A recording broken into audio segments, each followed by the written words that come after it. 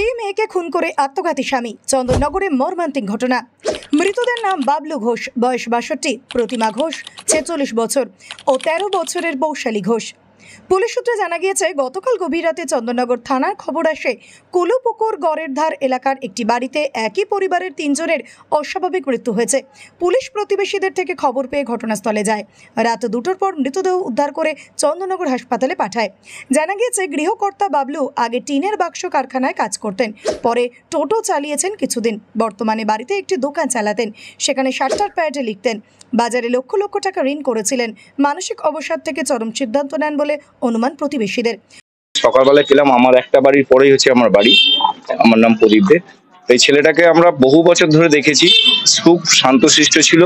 ও যে এরকম ভাবে করে ফেলবে এটা কেউ স্বপ্নও ভাবতে পারিনি। এবং আমরা পাড়া প্রতিবেশী এটা আলোচনা করছি যে দেনা তো অনেকেরই হয়, ব্যবসা করতে গেলে বা সংসার চালাতে গেলে দেনা হয়। তার জন্য যে এরকম সুসাইড করবে, বিশেষ করে মেয়েটাকে মেরে দিয়েছে, এটা সবার মনে একটা খুব প্রচন্ড আঘাত করেছে আর কি। যে মেয়েটাকে, এত বাচ্চা মেয়েটাকে মারলি, তুই দেনা করেছিস, ঠিক আছে, দেনা করে বাড়িটা বিক্রি করে দে, দিয়ে দেনাগুলো শোধ করে দে। তা না করে তুই বউটাকে মারলি, বাচ্চা মেয়েটাকে মারলি, নিজেই গলায় দিয়ে দিলি। এটা কি হলো? তোর কি দেনা শোধ হয়ে গেল? আজকে আমি আরো ঘটনা এরকম আমরা দেখছি, শুনছি। আমার বাড়ির পাশে যেটা হবে এটা আমরা স্বপ্নেও ভাবতে পারিনি। আজকে মর্মান্তিক ঘটনা।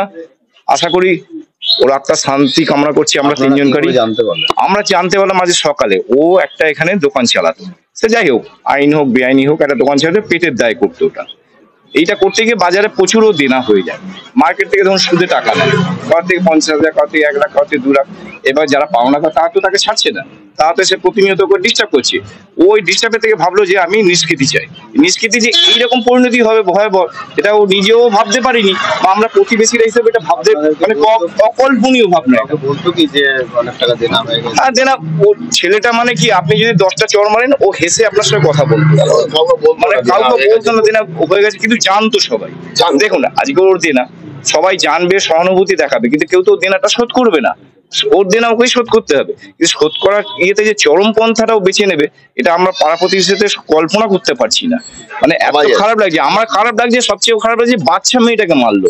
যে বাচ্চা মেয়েটা এখন কিছু জানতোই না বাবার কি দেনা আছে, বাবা কি কাজ করে জানে।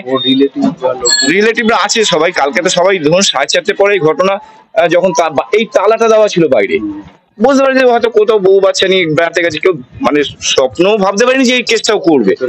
তারপর যখন আস্তে আস্তে যখন সবাই জানা দিয়েছে যে ওকে পাওয়া যাচ্ছে না, ফোনে পাওয়া যাচ্ছে না, তখন কি করে এই পাড়ার ছেলেরা রাত্রিবেলা এসে তখন ওই কাজটাকে ভাঙে। তখন পুলিশ তো জেনে গেছে, পাড়ার ছেলেরা তখন ভেঙে দিয়েছে, পুলিশ এসে বডি নিয়ে চলে গেছে। পুলিশকে ফোন করা হয় রাত্রি 11টা। পুলিশকে ফোন করা হয়, তারপর বুঝবে। এটা কেউ জানতেই পারিনি তো, বাড়িতে তারা কি করে জানতে। প্রথমে স্ত্রী ও মেয়েকে মাথায় শাবল দিয়ে আঘাত করে খুন করে, তারপর নিজে গলায় দড়ি দিয়ে আত্মঘাতী হন। পুলিশ মৃতদের আত্মীয় পরিজন প্রতিবেশীদের সঙ্গে কথা বলে আরো বিস্তারিত জানার চেষ্টা করছে।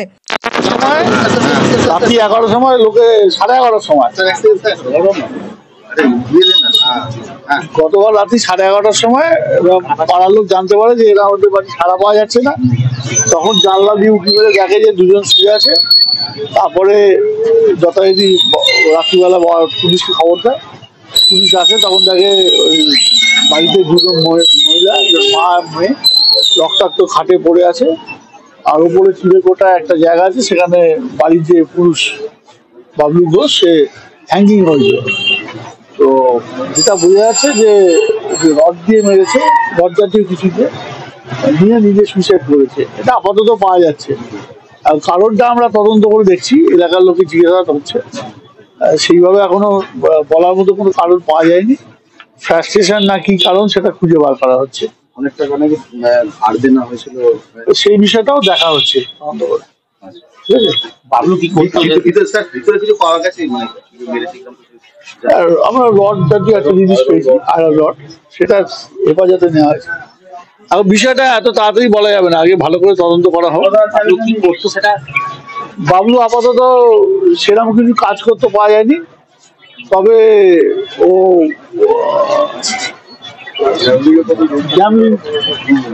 গ্যামলিং খেলাতে পাওয়া যাচ্ছে। ও আগে অ্যারেস্ট হয়েছে শোনা গেছে। তো এইটা কারণ না, আসল কারণটা আমরা খুঁজে বার করে দেখি কেন হয়েছে, কি বৃত্তান্ত, এর পিছনে কি আছে।